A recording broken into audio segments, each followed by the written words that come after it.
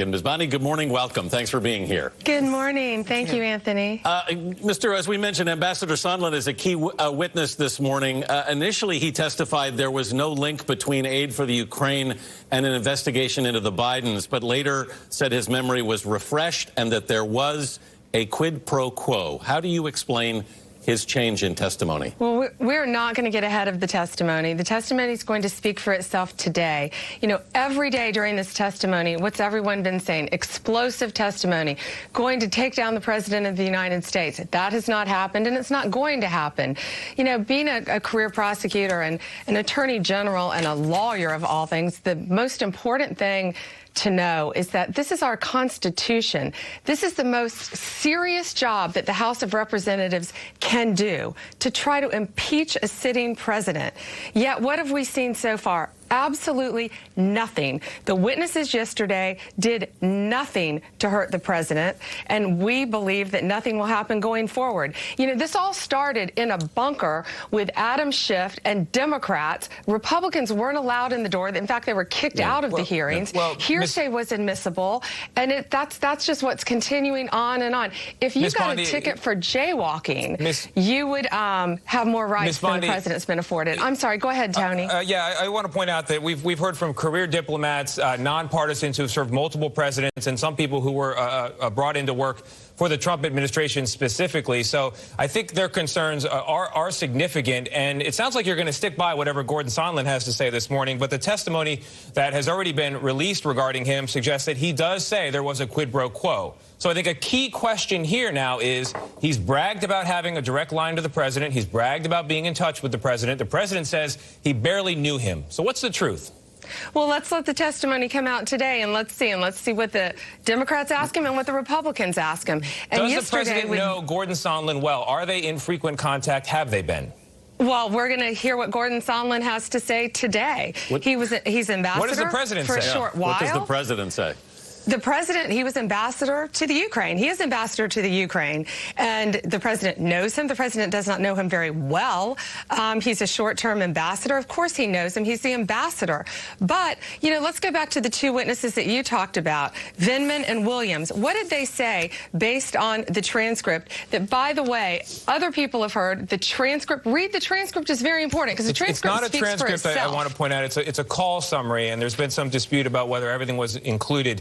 I want to get to the president. They said it was substantially accurate. They both said it was substantially accurate. I want to get to the facts. I think they're very important. The American people want to hear them as well. And somebody who's got all the facts in his head right now is President Trump himself. He said he's going to strongly consider testifying. Would you support that?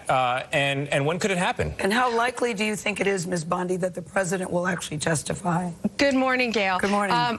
The president, I know why he wants to testify. Of course he wants to testify, because he did nothing wrong. But do I think it's likely he's going to testify? Probably not, because no one would advise him to testify, because this is a sham court. It really is. What they're telling him, come in and prove your innocence?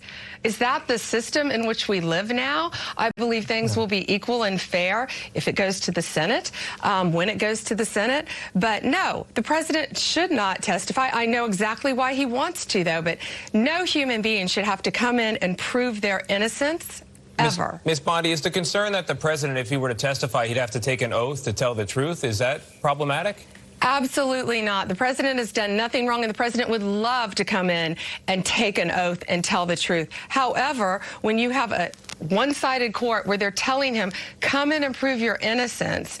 You know, Tony, if you got a jaywalking ticket walking across the street in New York, which I know you don't do, you would have more rights than the president of the United States has been afforded. It's really been outrageous. It's a sham what they've been trying to do. Yet the president has continued running our country every day. And every day when this is going on, every day these hearings, what are we missing? USMCA. How important that is. Drug pricing, everything else. Ms. Bondi, I want to go back to Ambassador Sondland, because he's testifying today again. He has bragged that he talked to the president whenever he wanted. Is that accurate?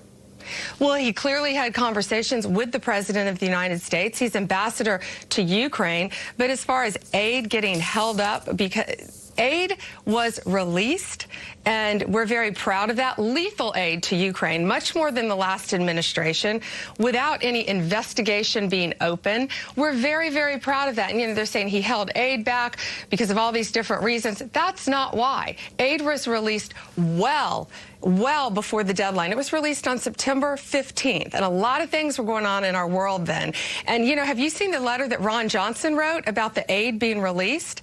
Back on August 31st, Ron Johnson says in a letter that the president talked to him and said, good things are going to happen. Aid's going. I think you're going to be very happy with what's going to happen regarding the aid. Ms. Bondi, before you go ahead, Gail. How is the president's health? We know that he said he was getting a jump start on his physical. I don't know any man that goes early to a physical. Can you just tell us how he's doing? How is his health? Okay, first of all, going early to a physical was getting it out of the way because he had a day on his calendar where he could get to Walter Reed. I was with the president yesterday, and I can tell you directly from him, his health is excellent. He did not suffer a stroke. He did not suffer a heart attack, not even close. That is 100% fake news, and thank you for asking, Gail.